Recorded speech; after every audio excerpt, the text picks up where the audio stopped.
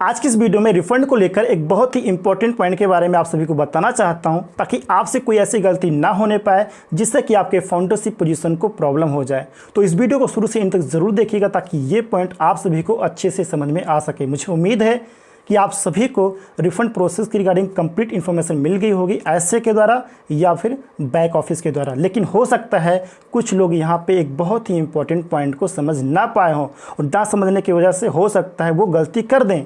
तो आप में से कोई भी पर्सन ऐसी गलती ना करें, उससे पहले मैं आपको क्लियर करना चाहता हूँ, आपको बताना चाहता हूँ कि आपको ऐसी गलती नहीं करनी है।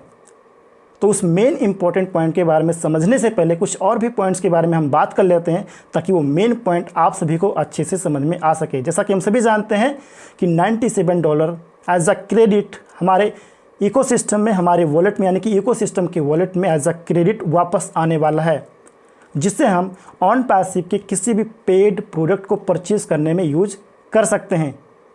और इसके साथ में यहाँ पर एज एक पॉइंट और भी ऐड किया था लास्ट वेबिनार में कि अगर कोई भी पर्सन, मुझे उम्मीद है कि कोई भी वापस नहीं चाहेगा, लेकिन अगर कोई पर्सन से अपने बैंक में विड्रॉ करना चाहता है तो कंपनी उसके विड्रॉल रिक्वेस्ट को एक्सेप्ट कर लेगी और उसको वो क्रेडिट वापस दे देगी अगर कोई चाहता है तो।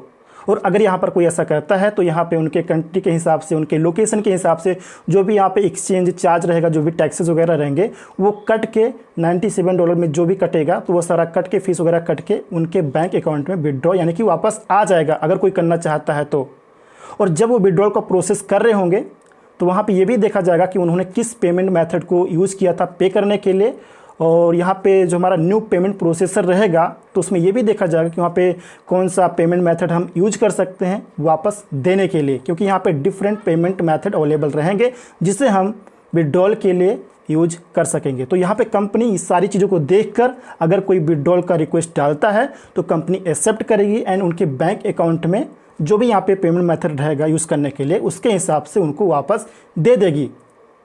और यहाँ पर अगर कोई पर्सन उस 97 को बैक लेता है अपने वॉलेट में, अपने बैंक अकाउंट में वापस लेता है, तो इससे उसके फाउंडरशिप पोजीशन को कोई भी फ़र्क नहीं पड़ेगा, उसके फाउंडरशिप स्टेटस को कोई भी फ़र्क नहीं पड़ेगा, उसकी आईडी टर्मिनेट नहीं होगी। जिस प्रकार से वो अभी तक फाउंडिंग मेंबर थे उसी प्रकार से वो अभी भी फाउंडिंग मेंबर रहेंगे, उनका स्टेटस भी वही रहेगा, वो ओ फाउंडर अकाउंट को लॉगिन कर पाएंगे, यूज़ कर पाएंगे, same as a founding member उनको बेनिफिट मिलता रहेगा। उनके पोजीशन को कोई भी फ़र्क नहीं पड़ेगा अगर वो वापस ले लेते हैं तो। इससे आपके पोजीशन को कोई फ़र्क नहीं पड़ेगा, आपकी आईडी टर्मिनेट नहीं होगी, कुछ भी फ़र्क नहीं पड़ेगा, सेम बेनिफिट आपको मिलता रहेगा जैसे अभी तक मिलता आया है। तो इस पॉइंट को आप लोग ध्यान रखिएगा। लेकिन मुझे उम्मीद है यहाँ पर कोई भी पर्सन जो हमारे इकोसिस्टम वॉलेट में फाउंडिंग मेंबर को उनका 97 बैक आएगा तो कोई पर्सन उसको वापस नहीं लेगा, मुझे पूरी उम्मीद है। क्योंकि हम सभी जानते हैं कि हमें पेड प्रोडक्ट को बाय करना है, बाय करने के लिए हमें क्रेडिट की आवश्यकता पड़ेगी। तो अगर प्रोडक्ट को बाय करने के लिए हमें क्रेडिट की आवश्यकता पड़ेगी तो ऑलरेडी जो वॉलेट में अवेलेबल है उसको हम विड्रॉ क्यों करेंगे? हमें से कोई भी विड्रॉ नहीं करेगा। लेकिन एज सर ऑप्शन दे देंगे, अगर कोई करना चाहे, हो सकते हैं कुछ लोग, 1-2 लोग, 4 लोग, कुछ % लोग हो सकते हैं जो करना चाहें तो वो आसानी से कर सकेंगे। इससे ऑन पैसिव को कोई भी दिक्कत नहीं होने वाली फ्रेंड, उनके फाउंडरशिप पोजीशन को भी कोई दिक्कत नहीं होगी। तो ये कोई भी कर सकता है। लेकिन मुझे उम्मीद है कि आप में से कोई भी पर्सन वापस नहीं लेगा। जैसे ही पेड प्रोडक्ट इकोसिस्टम में अवेलेबल होता है तो अवेलेबल क्रेडिट के ज़रिए उस प्रोडक्ट को आप तुरंत बाय करेंगे, यूज़ करेंगे और उसका रीसेलिंग का जो प्रोसेस है वो आप स्टार्ट कर देंगे फ्रेंड। और एज सर ने ये पहले ही स्टार्टिंग में ही डिसाइड कर लिया था, उन्होंने सोच लिया था, तय कर लिया था कि फाउंडरशिप का जो ये फाउंडिंग मेंबर हैं तो इनका जो $97 है वो हम उनको वापस कर देंगे। उन्होंने स्टार्टिंग में ही तय कर लिया था, सोच लिया था अपने मन में। तो आपके मन में यहाँ पर एक सवाल ये भी आ रहा होगा कि अगर वापस करना ही था तो उन्होंने स्टार्टिंग में हमसे पेमेंट ली ही क्यों? उन्होंने फाउंडरशिप का फीस क्यों रखा? उन्होंने चार्ज क्यों किया? तो यहाँ पर ऐसा ने एक लाइन और बोली है कि अगर हम स्टार्टिंग में से फ्री कर देते तो यहाँ पर बहुत सारे लोग, यानी कि हर कोई यहाँ पे ज्वाइन हो जाता ऑन पैसिव में।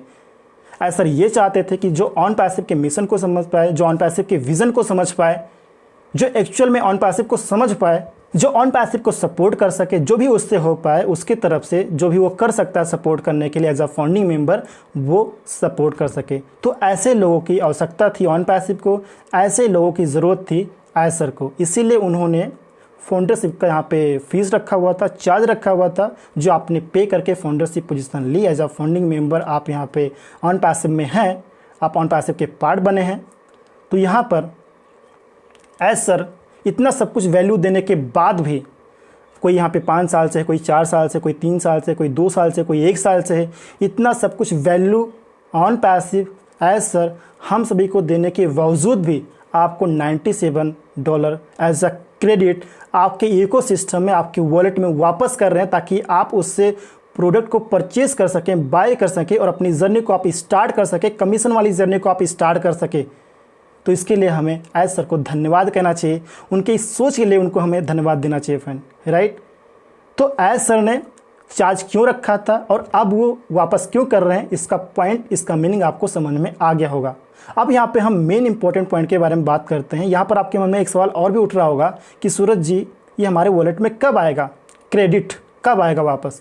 तो मैं आपको बताना चाहता हूँ, एक ही पॉइंट आपको बताना चाहता हूँ कि प्रोडक्ट को परचेज करते समय ये आपके वॉलेट में अवेलेबल रहेगा, इतना आप विश्वास कर लीजिए बस। बाकी छोड़ दीजिए, कब आएगा कैसे आएगा वो आपको रियल टाइम पे दिख जाएगा, लेकिन आप उससे प्रोडक्ट को बाय कर पाएंगे, प्रोडक्ट को बाय करने में उसे आप यूज़ कर पाएंगे, इतना आप समझ लीजिए।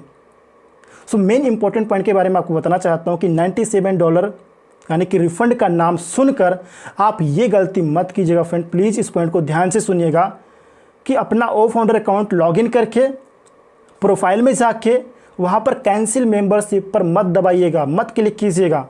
अगर कोई भी पर्सन ऐसा करता है तो उसकी फाउंडरशिप की जो आईडी है, जो ओ फाउंडर अकाउंट है, हमेशा के लिए टर्मिनेट हो जाएगा। अगेन रिपीट करता हूँ, कोई भी पर्सन, कोई भी व्यक्ति यानी कि कोई भी फाउंडिंग मेंबर अपना ओ फाउंडर अकाउंट लॉगिन करके माय प्रोफाइल में जाके कैंसिल मेंबरशिप पर क्लिक नहीं करना है, क्लिक नहीं करना है। अगर आप क्लिक करते हैं वहाँ से अगर आप रिफंड का प्रोसेस करेंगे तो आपकी आईडी हमेशा के लिए, आपकी ओ फाउंडर आईडी हमेशा के लिए टर्मिनेट हो जाएगी, टर्मिनेट कर दी जाएगी ऑन पैसिव के द्वारा। जो $97 आपके इकोसिस्टम में, आपके वॉलेट में, इकोसिस्टम के वॉलेट में जो $97 एज अ क्रेडिट आएगा, उसको आप विड्रॉ कर सकेंगे आपके अकाउंट में। वो ऑप्शन आपके पास रहेगा अगर आप करना चाहें तो। मुझे उम्मीद है कोई भी नहीं करना चाहेगा, लेकिन अगर कोई करना भी चाहे तो कर सकता है वहाँ से। अगर आप वहाँ से रिफंड का प्रोसेस करेंगे 97 का, तो आपके फाउंडरशिप पोजीशन को कोई भी दिक्कत नहीं होगी, कोई भी प्रॉब्लम नहीं होगी। प्लीज़ प्लीज़ प्लीज़ इस पॉइंट को आप लोग ध्यान दीजिएगा, अपने सभी टीम को बताइए, अपने सभी जो आपके ऑर्गेनाइजेशन में जो आपके यूज़र हैं, आपके जो दोस्त हैं, सभी को बताइए, ताकि ये पॉइंट हर किसी को पता रहे और ऐसी गलती ना करें। आई होप ये सभी पॉइंट आपको अच्छे से समझ में आ गया होगा। वीडियो इन्फॉर्मेटिव लगे तो वीडियो को लाइक कर दीजिएगा, फ्रेंड्स को शेयर कर दीजिएगा और चैनल पर अगर आप नए हैं तो सब्सक्राइब जरूर कर लीजिएगा।